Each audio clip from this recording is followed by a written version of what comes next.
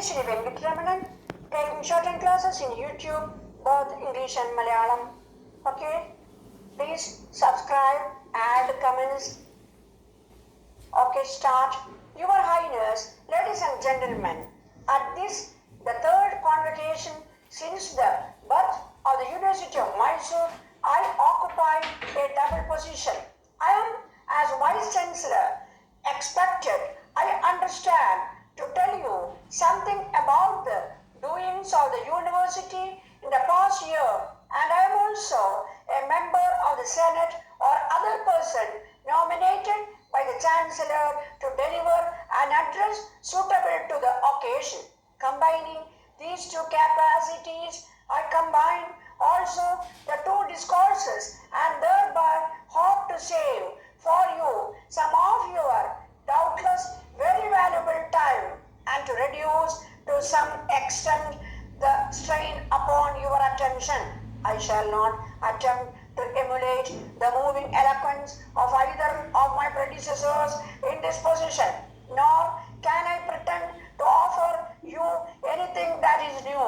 I shall endeavor to be severely practical, and I shall intend on my predecessors for my text. I shall by no means expatiate free over all the range of educational ideals, projects and problems a might maze, which I cannot pretend to have devised or even to possess a plan. I shall have liked, had time permitted, to have made an attempt with the help of the charts supplied by two predecessors to measure to some extent the program we have made in the short time that has elapsed since we put to sea. But as it is 2 points and 2 only do, I propose to emphasize. 1.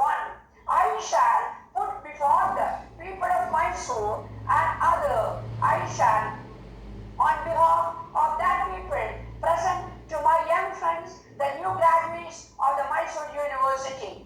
But of these a little later, in the latter part of the past academical year, the shadow of mourning has darkened the university. The death of the first Vice Chancellor has deprived her of a very faithful friend who sat by her cradle, jealous, loving nurse, and helped to guide her infant footsteps on her appointed path. A genial, kindly gentleman.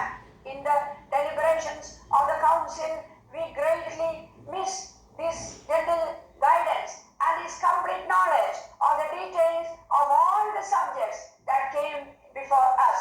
He has bequeathed to the university 2 tokens of his goodwill, a prize to be competed for my women tokens, which amid many other things will serve to keep his memory green when all of us who knew him and who mourn his loss shall have followed him. Another zealous friend has left us, but happily still liveth to watch with interest and